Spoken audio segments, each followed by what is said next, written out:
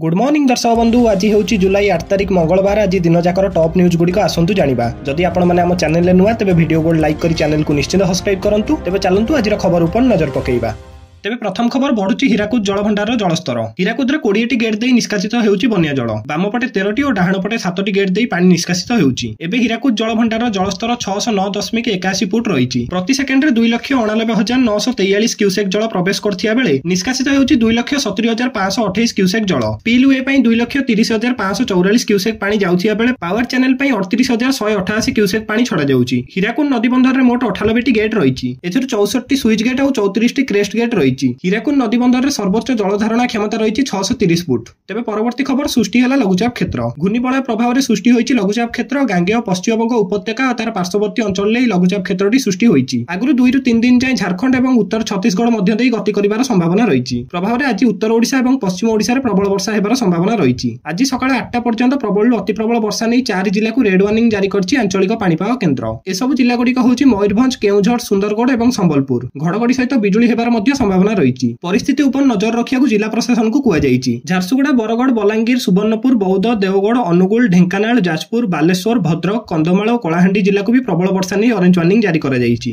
तेबे परवर्ती खबर आज अभियोग शुणिबे मुख्यमंत्री। भुवनेश्वर रे थिया बेले राज्य अतिथि भवन कार्यालय रे अपराह्न 3टा ରୁ 5टा पर्यंत लोकों समस्या शुणिबे एवं लोकों को अभियोग पत्र ग्रहण करी समस्यार समाधान पे पदक्षेप नेबे। नुआ सरकार गठन हेबा परे लोकों मुख्यमंत्री भाव में मोहन चरण माझी लोकप्रियता हासिल करछंती। विभिन्न समय से लोकों सहित सहजरे मिसुचंती, सुख दुख हेउचंती एवं अभियोग गुड़िकर समाधान पे आश्वासना देउचंती। लोकों समस्यार समाधान दिगरे श्रृंखलित एवं समयोचित व्यवस्था सृष्टि पे मुख्यमंत्री पदक्षेप नैचंती। तेबे परवर्ती खबर आज वेटिंग लिस्ट स्पॉट नामलेखा पे आवेदन। चलित वर्ष 3 पर्याय रे युक्त 3 नामलेखा शेष होईची। सोमवार ठारू वेटिंग लिस्ट एवं स्पॉट नामलेखा पे आवेदन आरंभ होईची। जेउ छात्र छात्री माने नामलेखार वंचित होईचंती सेमाने राउंड रे सुजोग पाइबे। सेल्फ फाइनेंस एवं संस्कृत कॉलेज पिला माने मध्ये आवेदन कर परिबे। आसंता गुरुवार 10 तारिख राति 11:45 जाय आवेदन करि हेबो। अति कम रे गोटिए कॉलेज किबा ताठू अधिक कॉलेज को चयन कर परिबे। 12 तारिख दिन अपराह्न 2टारे waiting list merit list college रो स्पेस रे प्रकाश पाइबो। एति सहित योग्य छात्र छात्री तालिका 14 तारिख कॉलेज नोटिस बोर्ड एवं वेबसाइट रे प्रकाश पाइबो। 15 तारिख रे नामलेखा सहित टंका दाखल हेबो। जेउ माने वेटिंग लिस्ट रे थिबे सेमाने 16 तारिख दिन नाम लेखाइबा सहित टंका दाखल करिवे बोली उच्च शिक्षा विभाग पक्षरु सूचना दिया जायछि। तेबे परवर्ती खबर केंद्रीय कर्मचारी को बढ़ी पारे महंगा भत्ता। केंद्र सरकार कर्मचारी एवं पेंशन भोगियों पई बड़ खबर। जुलाई 2025 रु महंगा भत्ता रे 4% वृद्धि हेबार संभावना अछि। अखिल भारतीय उपभोक्ता मूल्य सूचकांक उद्योग समिकर सदस्य तथा एही आशा को आउरी दृढ़ करचंती। मे 2025 रे एही सूचकांक 0.5 पॉइंट वृद्धि पाई 144 रे पहुंची। मार्च रु मे 2025 पर्यंत यह स्थिर वृद्धि पाई।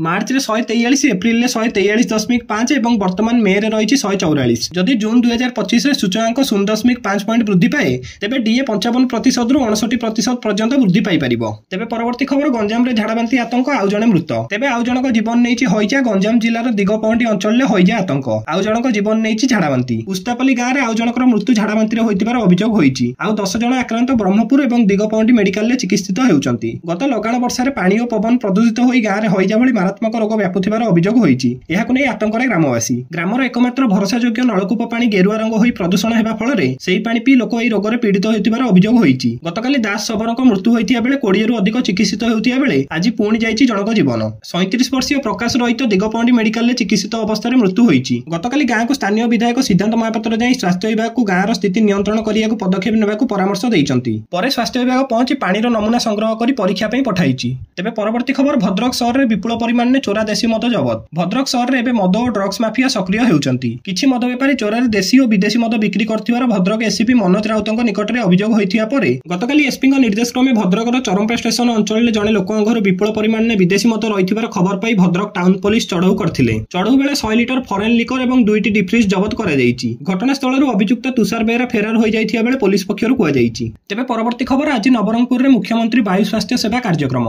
आजिठु नवरंगपुर रे मुख्यमंत्री वायु स्वास्थ्य सेवा कार्यक्रम 4 दिन पई मागणा रोगी देखिबे अभिज्ञ डाक्टर। एनै मुख्यमंत्री कार्यालय पक्षरु सूचना दिया जायछि। सीएमओ पक्षरु कुआ जायछि जे लोकଙ୍କ सरकार रे स्वास्थ्य सेवा को गुरुत्व दिया जायछि। बिना मूल्य रे चिकित्सा सेवा प्रदान करी लोकଙ୍କୁ आश्वस्ति देबा पई जिल्ला मुख्य चिकित्सालय रे उपलब्ध सुविधा को आउरी उन्नत करा जाउछि। मेडिकल कॉलेज मानकर विशेषज्ञ मानकु नियोजित करी उच्च मानर चिकित्सा सेवा जोगाइबा लक्ष्य रे मुख्यमंत्री वायु स्वास्थ्य सेवा अधीन रे नवरंगपुर ठारे आजिठारु 10 तारिख पर्यंत 4 दिनिया चिकित्सा शिविर आयोजन हेबो। एथिरे एससीबी कॉलेज रे विशेषज्ञ माने अस्त्रोपचार, कार्डियोलॉजी, न्यूरोलॉजी इत्यादि विभाग रे उन्नत निदान प्रदान करिबा सहित सुपर स्पेशलिटी सेवा प्रदान करिवे। ତେବେ ପରବର୍ତ୍ତୀ ଖବର ଲଗାଣ ବର୍ଷାରେ ଫୁଲୁଛି ବୈତରଣୀ। ପୁଣି ଫୁଲୁଛି ବୈତରଣୀ। ଆଖୁଆପଦା ନିକଟରେ ଜଳସ୍ତର ବଢିବାରେ ଲାଗିଛି। ଏଠାରେ ବିପଦ ସଂକେତ ଉପରେ ପ୍ରବାହିତ ହେଉଛି ଜଳସ୍ତର। ଆଖୁଆପଦାରେ ବିପଦ ସଂକେତ 18.33 ମିଟର ରହିଥିବା ବେଳେ ସତର୍କ ସଂକେତ 17.83 ମିଟର ରହିଛି। ବର୍ତ୍ତମାନ ଏଠାରେ ଜଳସ୍ତର ସତର୍କ ସଂକେତ ଉପରେ ପ୍ରବାହିତ ହେଉଛି। 18.5 ମିଟର ଉପରେ ପ୍ରବାହିତ ହେଉଛି ବୈତରଣୀ। ଲଗାଣ ବର୍ଷା ଫଳରେ ଜଳସ୍ତର ବଢୁଥିବା ବେଳେ ନଦୀକୂଳିଆ ଲୋକ ଭୟଭୀତ ହୋଇପଡୁଛନ୍ତି। ତେବେ ପରବର୍ତ୍ତୀ ଖବର ନଦୀରେ ଜଳସ୍ତର ବଢୁଛି କିନ୍ତୁ କୌଣସି ବିପଦ ସଂକେତ ନାହିଁ। କୌଣସି ନଦୀରେ ବିପଦ ସଂକେତ ସ୍ଥିତି ନାହିଁ କିନ୍ତୁ ନଦୀଗୁଡ଼ିକର ଜଳସ୍ତର ବଢୁଛି। ସେପଟେ ଅତ୍ୟଧିକ ବର୍ଷା ଯୋଗୁଁ ଭଦ୍ରକ, ସୁନ୍ଦରଗଡ଼ ଏବଂ ଝାରସୁଗୁଡ଼ାରେ କ୍ଷୟକ୍ଷତି ହୋଇଛି। ତଳିଆ ଅଞ୍ଚଳରେ ବର୍ଷା ପାଣି ପଶିଛି, କେଉଁଠି ବି ବନ୍ୟା ପାଣି ପଶିନାହିଁ। ଜିଲ୍ଲାପାଳମାନଙ୍କୁ ସତର୍କ ରହିବାକୁ ନିର୍ଦ୍ଦେଶ ମଧ୍ୟ ଦିଆଯାଇଛି। ରିଲିଫ ଏବଂ ବନ୍ୟା ଆଶ୍ରୟସ୍ଥଳୀ ପ୍ରସ୍ତୁତ ରହିଛି। ଓଡ୍ରାଫ୍ ଏବଂ ଏନଡିଆରଏଫ୍ ଟିମ୍ ମଧ୍ୟ ମୁତୟନ ଅଛନ୍ତି। ଯଦି ବନ୍ୟା ସ୍ଥିତି ଉପୁଜେ ସରକାର ପ୍ରସ୍ତୁତ ଅଛନ୍ତି। ବନ୍ୟା ପାଣି ପଶିଲେ ଲୋକମାନେ ତୁରନ୍ତ ବନ୍ୟା ଆଶ୍ରୟସ୍ଥଳକୁ ଚାଲିଯାଆନ୍ତୁ। ଝାରସୁଗୁଡ଼ା ଏବଂ ସୁନ୍ଦରଗଡ଼ର କ୍ଷୟକ୍ଷତି ରିପୋର୍ଟ ମଗାଯାଇଛି। ସନ୍ଧ୍ୟା ସୁଦ୍ଧା ରିପୋର୍ଟ ଆସିଲେ ଜିଲ୍ଲାପାଳମାନଙ୍କୁ କ୍ଷତିପୂରଣ ରାଶି ପଠାଇବେ ବୋଲି କହିଛନ୍ତି ରାଜସ୍ୱ ମନ୍ତ୍ରୀ ସୁରେଶ ପୂଜାରୀ। ଦର୍ଶକ ବନ୍ଧୁ, ପ୍ରତିଦିନ ଗୁରୁତ୍ୱପୂର୍ଣ୍ଣ ଖବର ଜାଣିବା ପାଇଁ ଆମ ଚ୍ୟାନେଲକୁ ନିଶ୍ଚିତ ସବସ୍କ୍ରାଇବ କରନ୍ତୁ। ଜୟ ଜଗନ୍ନାଥ, ଧନ୍ୟବାଦ।